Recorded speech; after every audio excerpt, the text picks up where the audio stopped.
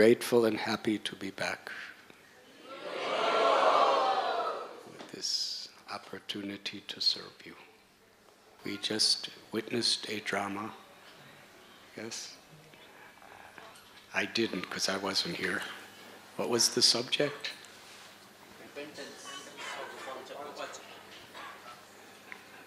Who was Gopal Chapala?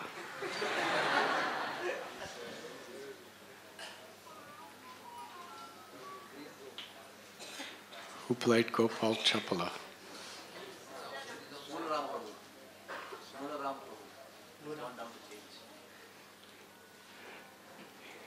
From a medicinal perspective, he's completely cured of leprosy.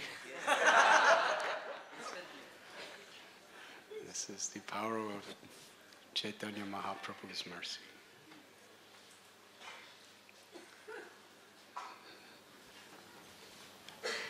This is one of the more prominent pastimes of Sri Chaitanya Mahaprabhu, which is told in Sri Chaitanya Charitamrita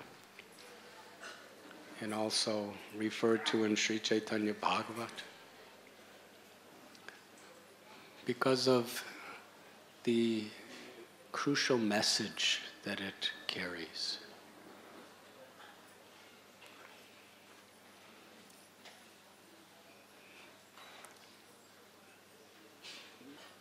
Psychology is one of the sciences of medicine, but it is also a very important study in order to actually imbibe Vaishnav character. What was the psychology of Gopal Chapala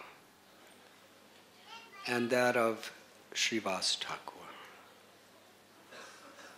Their values were completely opposite, although essentially they were both trying to achieve the same thing.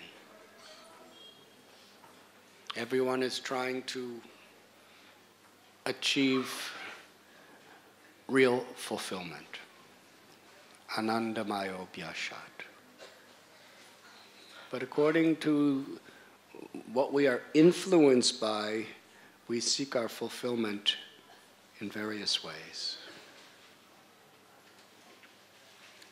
Srivas Thakur was seeking fulfillment under the influence of his eternal soul. In other words, his actions, his words, were the manifestations of the quality of his eternal soul. Jivara Swarupoy Krishna de Nityadas. The nature of the Atma is to find fulfillment in giving Krishna fulfillment. When you water the root of the tree, every part of the tree is satisfied. Srila Prabhupada tells when you put food in the stomach, the nutrients and energy of that food goes to every limb and organ of the body.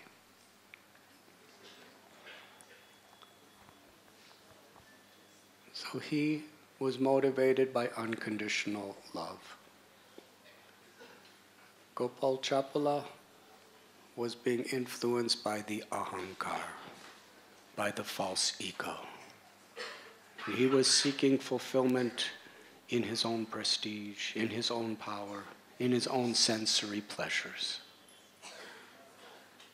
And what's interesting is the disease, or the symptom of the disease of Gopal Chapala manifested as envy. Why envy? Generally, we envy someone who has something in common with us. Gopal Chapala was a Brahmin, a scholar. He was a sort of spiritual leader in Navadvip. Srivas Thakur very simple, humble person, but he was gaining a tremendous amount of respect and honor from others. Gopal Chapala, he had a particular interpretation of Brahminical culture and the conclusions of the Vedas.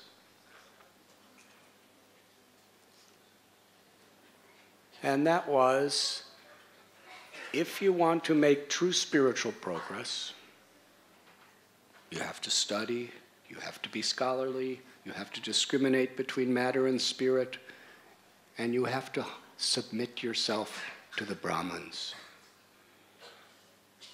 And if you submit yourself to Brahman, if they bless you, you can take your next birth as a Brahman and make progress. It just so happened Gopal Chapala was a Brahman. And here was Srivas. He and the others, they were speaking that the conclusion of all the knowledge of all the Vedas is to surrender to Vasudeva. Bahunam janmanam mante jnanavamam prapadyate Vasudeva sarvamiti samahatma saturlala. After many births and deaths and births and deaths and births and deaths, when you finally come to the actual culmination of true knowledge, you surrender to Vasudeva, knowing that the Supreme Personality of Godhead is the cause of all causes and all that is. Sarva dharman parityasya mam ekam sharanam vraja aham tvam sarva papebhyo mokshayi samima sucha. To abandon all varieties of dharma, occupation, religion, and just surrender to me, Krishna says. I shall deliver you from all sinful reactions, have no fear. Srivas was seeing every living being as the eternal servant of Krishna and wanted to inspire everyone to attain the perfection of all knowledge, loving devotional service. And he had complete faith in the Vedic conclusion. Harinama, Harinama, Harinameva Kevalam, Kalo Nasteva, Nasteva, Nasteva Gatir Anyata. That by simply chanting the name of Hari, one can attain the ultimate perfection of life.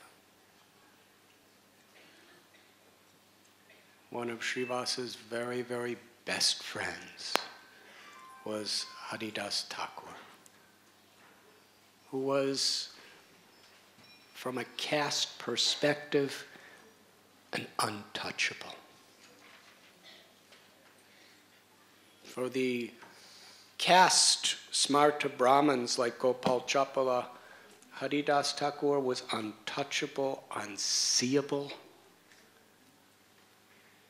If his shadow touched your house, you had to wash your whole house with cow dung before you could even go in it again.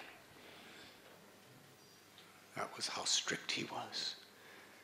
And here Srivas was inviting Haridas in, having kirtan with him, embracing him. And he was teaching common people who had no real qualifications as far as he was concerned, that you can attain perfection of life just by dancing and singing. Gopal Chapala genuinely in his heart felt that Srivas Thakur was ruining the very society. But worst of all, and the reason he was so convinced of it, was not on the basis of a philosophy. It was on the basis of his envy. Because Srivas was gaining so much.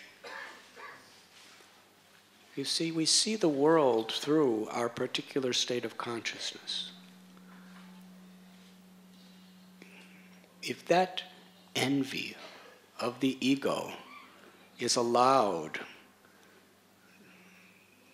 to flourish within our consciousness, then we rationalize and see, perceive, and interpret everything in the cloud of that envy. And we can genuinely be convinced of it. He was seeing Srivas as a genuine enemy of Vedic culture. And he could take so many instances to prove it, and even take so many verses of the scriptures to justify it, because he was seeing through his envy. So his decision was, I must destroy him.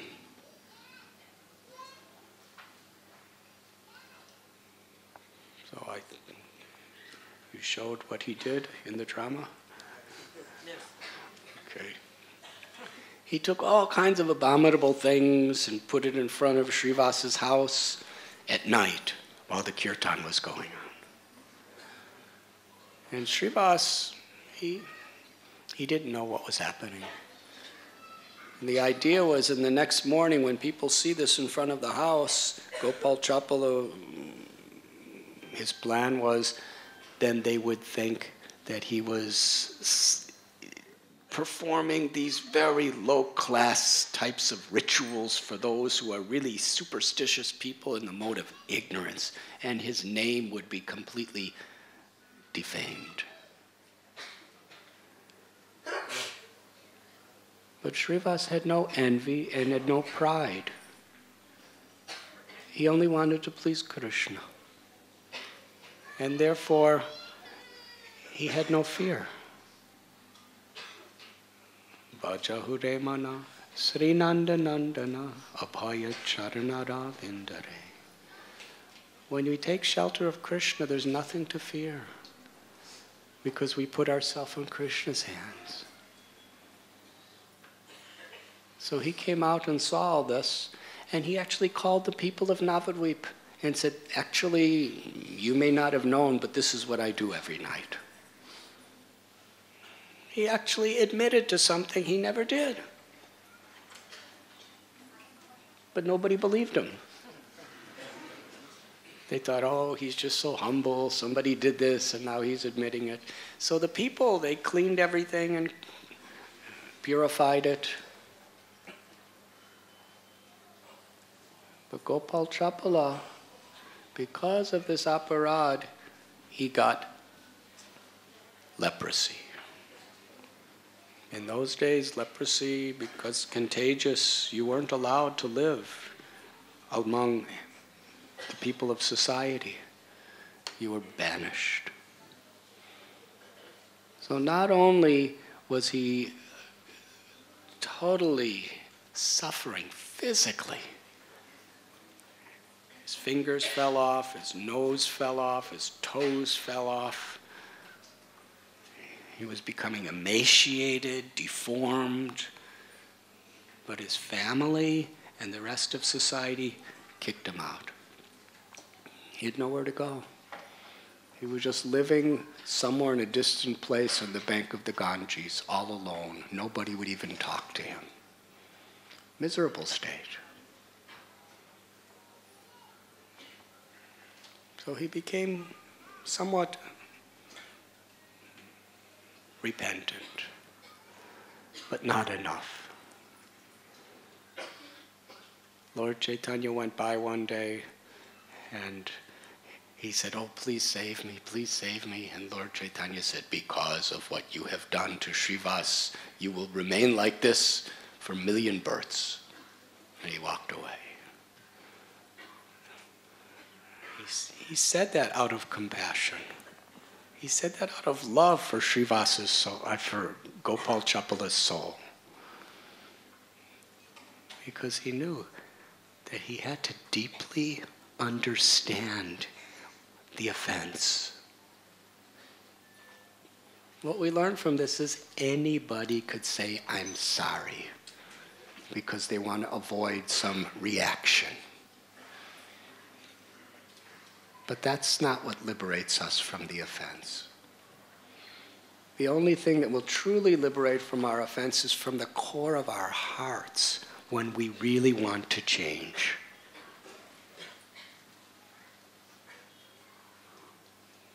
Very important message. He was suffering, he was crying, he was begging, but Lord Chaitanya understood. He just wants to get out of what he's done, but he doesn't really understand from his heart. He's still envious. But he did change in due course of time. So the greatest blessing for Gopal Chapala was leprosy. As far as Srivas was concerned, he always liked Gopal Chapala. He was praying. When Gopal Chapala got leprosy, he was praying for Gopal Chapala's liberation. He had no feeling in the slightest of anger, animosity, revenge. He was a well-wisher. Because he had taken shelter of Krishna. These are the qualities of one who takes shelter of Krishna. It's not just about wearing a sari or tilak or shaving your head or putting some beads on. This is what a Vaishnava is. Srila Prabhupada explains, the prominent quality of a Vaishnava is that they have no envy because they take shelter of Krishna. The deepest disease of the heart is envy. If we love Krishna, we cannot be envious of anything. If we're envious of Krishna, we're potentially envious of everybody and anyone if the circumstances are favorable.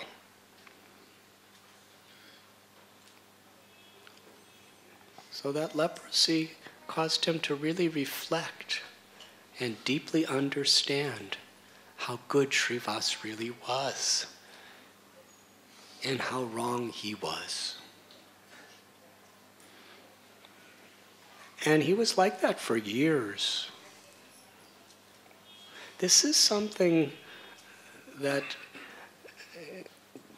is very, very important for a devotee to understand.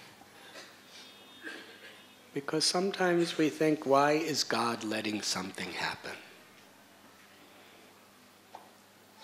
But from the perspective of truth, Nashato vidyate bhavo na bhavo vidyate shata. Krishna says that which has no cessation is real. And that which has no endurance is unreal. This body, it's going to grow old, get diseased, and die. It's just a matter of a little bit of time. But the soul is eternal. No birth, no death. Nahanyate hanyamane sarire. Krishna sees us for who we are, as eternal souls. 1 or 2 lifetimes is insignificant. There's an example that one acharya gives, that this particular physical life of ours is like taking a pencil and making one point with a very sharp pencil. What is the length and width of one little point of a sharp pointed pencil? And that one point is on a line that goes after birth. There's 8,400,000 species of life. Some people may be going through them 8,400,000 times or more. So many births and so many deaths. And when we come out of this material realm, the point of our lifetime as the eternal soul keeps going on forever. So in a line that has no beginning and no end, what really is the significance of that one little dot that is the lifetime we have now? When we're in the dot and we don't see anything around us, we think this is all in all, and this is so important. And why is this happening to me? Of whatever pain, whatever anxiety, whatever failure, even if your business isn't doing so well, we become so depressed, we become so suicidal because of all of these situations, and why is God doing this to me? From Krishna's point of view, it's just one little, you're that line. And this physical lifetime is just that dot. That dot can't even be measured. It's maybe 100 of them equal 1 centimeter.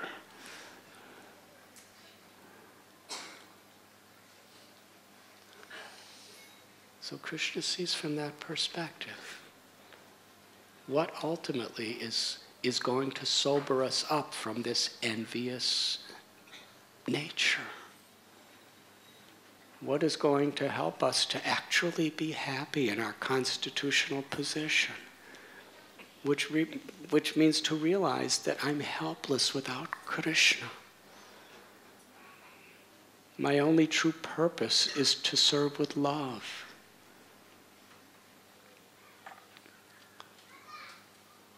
A little child, if a parent takes something away, the child may think it's the end of the world.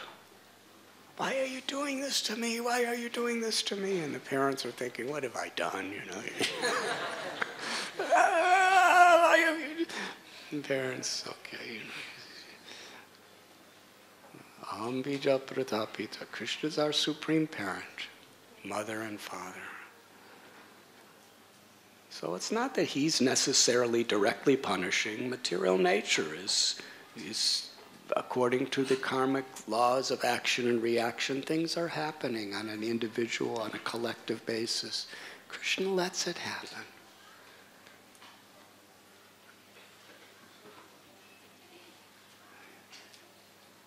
Today morning we spoke at the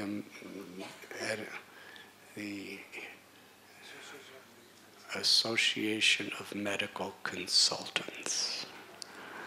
And many consultants were there, medical consultants.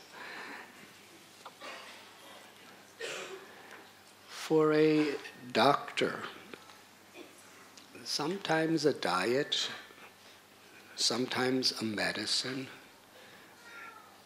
causes pain.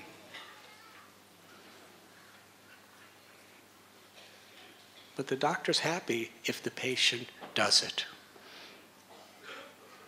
Just like I have so many people I know have had cancer and went through chemotherapy, and they really suffer during chemotherapy. So naturally, we are suffering with them, but at the same time, we're happy they're doing it because we want them to get better, and so many people do get better. So Krishna, he sees in the long. He sees the eternity of the soul and what will ultimately give us the best chance of coming back. So for Gopal Chapala, when he was sitting on the bank of the river with leprosy, he was nothing but suffering. I am this body. I am suffering. And why is this happening to me? Until the point came where he realized that I have nothing but the shelter of the Lord left. And then he developed total faith in Lord Chaitanya Mahaprabhu as the Supreme Personality of Godhead. And Sri Chaitanya Mahaprabhu, on his way in his first visit to Vrindavan, at least his first attempted visit, he personally came to Navadvip, to a place called Kulia. And there, Gopal Chapala, Gopal Chakravarti, and so many others who had previously made serious, grave offenses to the Lord and the devotees, they came to see him. Devananda Pandit. Gopal Chapala from a distance. He wanted to approach the Lord, and the Lord saw him and called him forward. He said, "You have offended Srivas Thakur.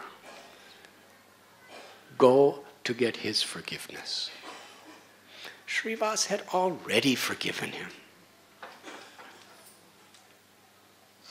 But the honesty and sincerity of his approaching him is what was going to heal him of his disease.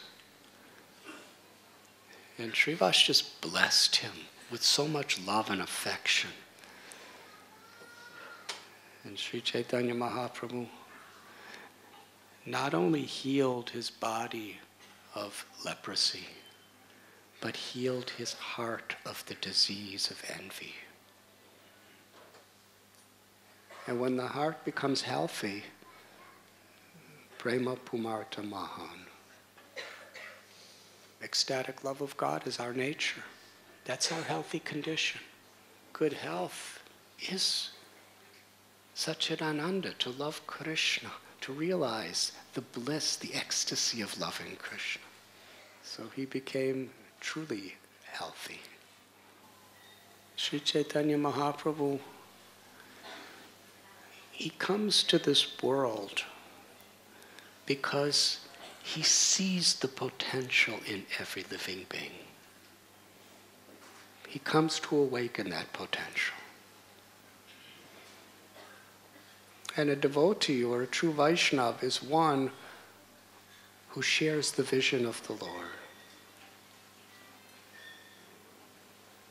We were speaking last night at Shivaji Park. How many of you were at Shivaji Park last night? Together was like one dot on a long line of people, especially the prasadam line. Is there any estimation how many people were there last night? Raja Bihari, you are expert at statistics.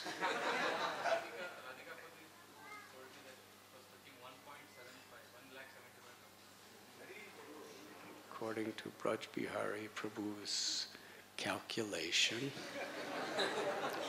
coming to Radhikapati Prabhu, there was 175,000 people there.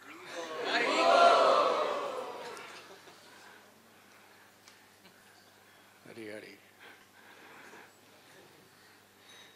That means coming, going, some staying. Anyways, we are discussing how Sri Chaitanya Mahaprabhu, he is Namo Mahabhadanyaya, Krishna Prem Pradayate. He's most magnanimous because he's seeing the potential in everyone. And he's giving everyone a chance. Still, we have to respond. So when he was in South India, he came through this area of Maharashtra. According to one biographer of Sri Chaitanya Mahaprabhu, some of you will be happy to hear this. Lord Chaitanya came to Pune.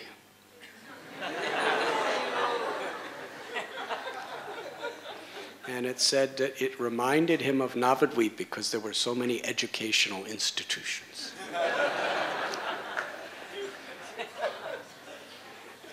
Does that make you happy? Well, after that, he came to a place, a temple called Khandwa. And there, it was a very sad situation. The priests of the temple were extremely manipulative and exploitative. And there were young girls who were not married, for whatever reason, they were not married. So they seduced these girls to marry their deity. And once they married their deities, they were told, now you are heavenly goddesses and you could do anything you want. You are above the laws and all the rules of this material world. And the deity wants you to rob, to steal, to kill, to become prostitutes. And they didn't know what else to do. They were kind of like slaves. And first when they started doing all these nefarious, horrible things, they felt so guilty in their hearts. But they were being given a whole philosophy to rationalize that this is the will of God speaking to you. You are his wives. You must do it. So they did it, and they did it. And what was once a state where they were very guilty about it, because they kept doing it again and again, they had no remorse. They had no guilt. That's the way human nature is. On a physical level, on an emotional level. Just like you've seen these karate people where they can, when I was a little boy, I thought these people are really strange. They would be, I would see them, there would be a big log of wood, and with their hand they would go, and the wood would go. Have you seen that? How did they not break their hand? It doesn't even hurt. They don't even go like this. They just... Because they begin going like this. In fact, so many of my friends, they would see this and they would be going like this. In school, they'd be going like this, trying to make their hand hard. Because little pain, little pain, little pain, little pain, little pain, until there's actually no more feeling. No more feeling. That too, in the heart is like that. When we do something with guilt, birth after birth, what to speak of just this life, if you just keep doing it, there's no more guilt anymore. In many cases, guilt is the voice of the Paramatma, the Lord in our heart, telling us this is not right. But when we keep ignoring that voice, we can't hear it at all anymore. And we see, sometimes criminals, they have no remorse. So these ladies were like that. They became like monsters. It was as if they had no conscience and no soul. They would do anything and everything they were told to do, wicked things.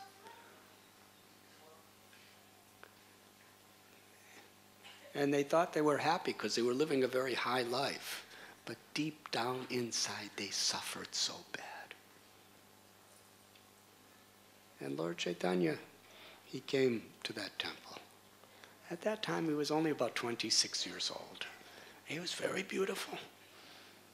And they were hardcore, murderous prostitutes. And they were looking at him because he was the most beautiful personality in the whole existence. And he looked at them and incessantly wept in pity for them. Nobody else did that.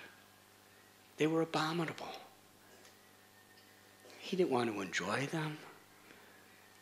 He didn't want to manipulate them like everybody else. He wasn't afraid of them. He cried because he saw their eternal souls and he saw the terrible disease they were suffering. He cried so bitterly in pity of them. They were beside themselves. His compassion melted their egos to such an extent that they realized what they have been doing. They felt total shame. Like a tsunami wave of shame came upon them. And they saw that he really cared. And all together, they fell and did their dandavats at his feet. And they started crying and begged, please save us. Please save us. And then they were ready. They were ready for his instruction.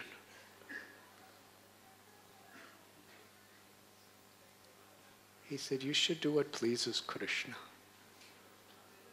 You should live with the highest character, the highest integrity. You should chant the names of Krishna. You should live with pure compassion for all beings. And on the basis of Lord Chaitanya's compassion, and the tears of his affection for their souls, and the instructions he gave, they left that temple. They had the courage to leave. And they all became like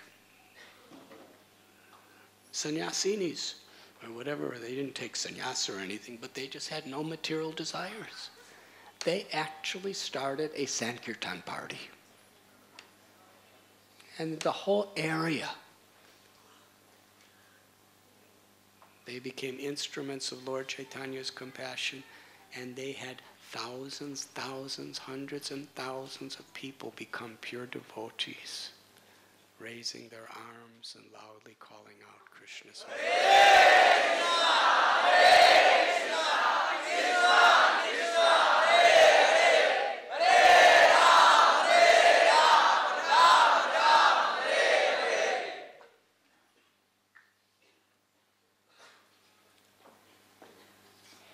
Srila Prabhupada, when he came to New York and San Francisco and Montreal and London, and then he started traveling around the world and came to Mumbai, he would like a doctor, he very strongly pointed out what are the diseases. And sometimes he pointed out who was spreading these diseases. But he was doing it with compassion, in that spirit of Sri Chaitanya Mahaprabhu. Not to condemn, but to cure, to purify. And because he had that consciousness, and he saw so much hope, he saw such a spark of spiritual potential in all of us, he empowered us to overcome all of our unwanted desires and habits and become pure devotees of the Lord.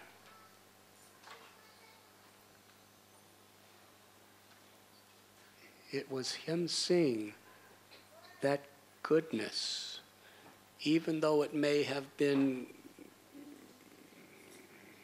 obscured by so much lust and envy and anger and pride, arrogance and greed and so many illusions. He saw it there.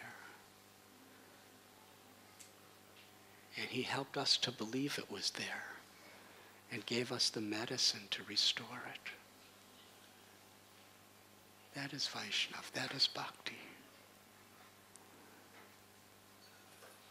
Gopal Chapala was embraced by Sri Chaitanya Mahaprabhu. The leprosy of his physical disease and the leprosy of egoistic disease was cured. And he became a great saint. I believe he was initiated with the name Devaki Nandan Das.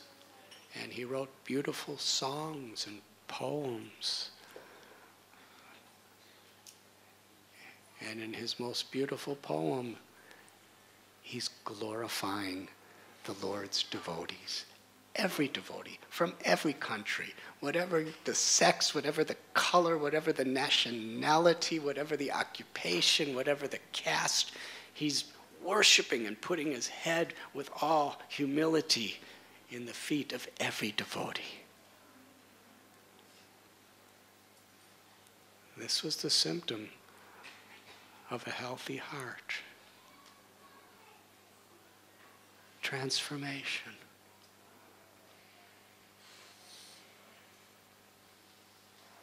This is the power of the holy name of Krishna. This is the power of the association of Vaishnavas.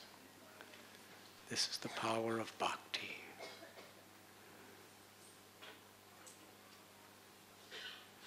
The tendency,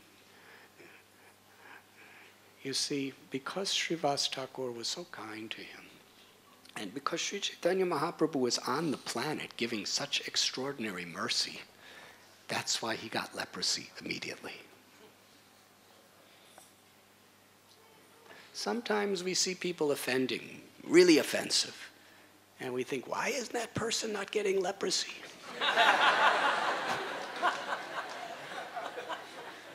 Not even cholera? It's not getting malaria? Doesn't even seem to be getting a common cold? What about all this philosophy about leprosy and cholera and all these, we read about in the scripture, the Sudarshan chakra, why isn't it chasing him to different planets?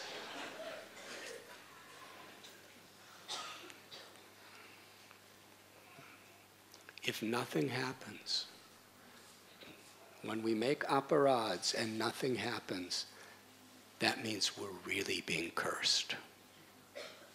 Because when something happened, that means we're dear enough to the Lord, we're piling and piling and piling, and finally, it all comes down on us. It will come down on us. So you see, when the Lord was here personally, he was extremely merciful. Somebody did an aparad, leprosy. Gopal Chakravarti, he got what? Leprosy also. Amoga got cholera. Yes? The same day.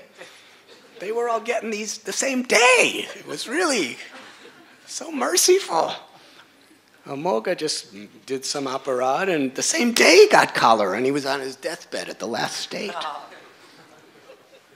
And then Lord Chaitanya came and he said, I'm sorry. Lord Chaitanya said, how is it that a Brahmin whose heart is supposed to be pure has allowed such envy? Chant the name of Krishna. And he chanted and he became better. And so you see, when the Lord is personally here, the aparads have immediate effect, and the cures have immediate effect. Yes? It's like us, we're chanting so many rounds every day, year after year after year. Sri Chaitanya Mahaprabhu just looked at a tiger and said, chant Hare Krishna. He went, Hare Krishna. Immediately, the highest perfection. Chaitanya Charitamrita explains there was a Malecha Yavana washerman who happened to wash some clothes for Srivas Thakur. And he was just walking down the street, and Lord Chaitanya just saw him. And because he washed Srivas's clothes, Lord Chaitanya wanted to give him special mercy. He said, chant the names of Hari, and the person immediately attained prema bhakti. So why is it that that doesn't happen to us? We're chanting so many names of Hari.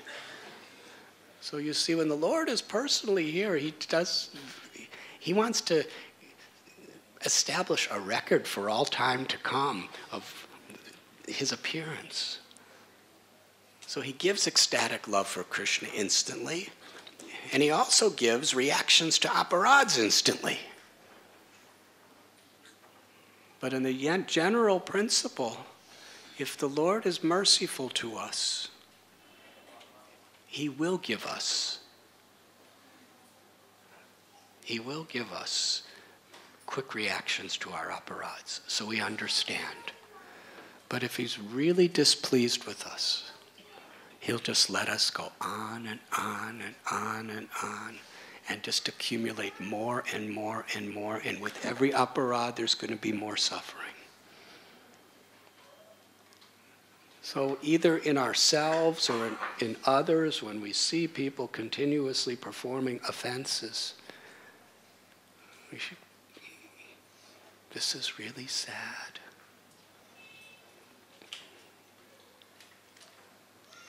Yes, Gopal Chapala, he got leprosy the next day. Not just like beginning stages. Immediately his nose and his fingers fell off. That was mercy.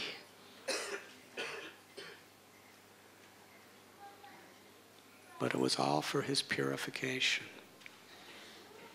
But still, he had to use his own free will to learn his lesson.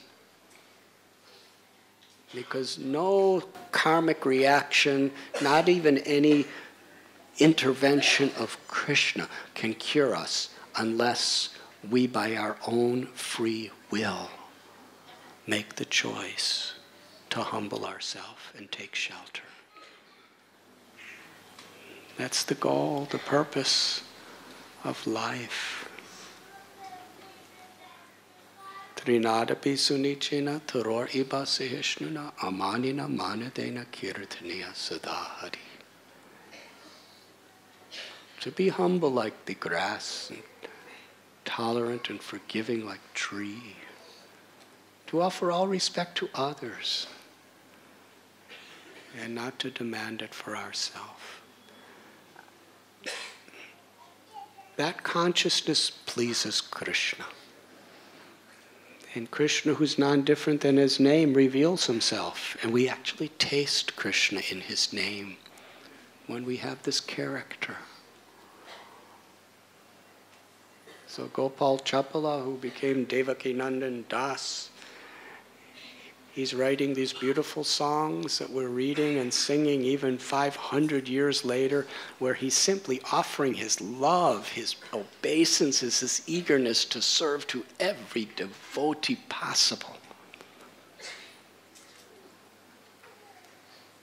Not only is he playing it safe, but he's expressing what's within. Because he understands how dear every devotee is to Krishna. And that's the way we love Krishna. And ultimately, every living being is a devotee of Krishna. When Srila Prabhupada came to America and they said, "Why have you come here?"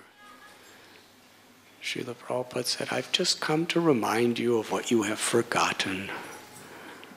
The treasure of Krishna Prema, of love for God that's within your heart. You're trying to find happiness through so many endeavors.